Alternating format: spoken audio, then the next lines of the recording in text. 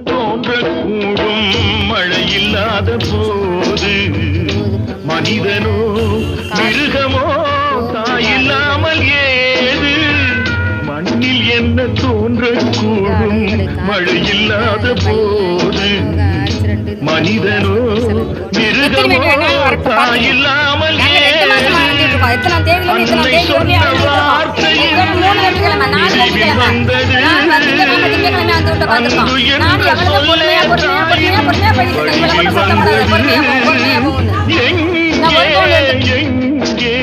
அம்மா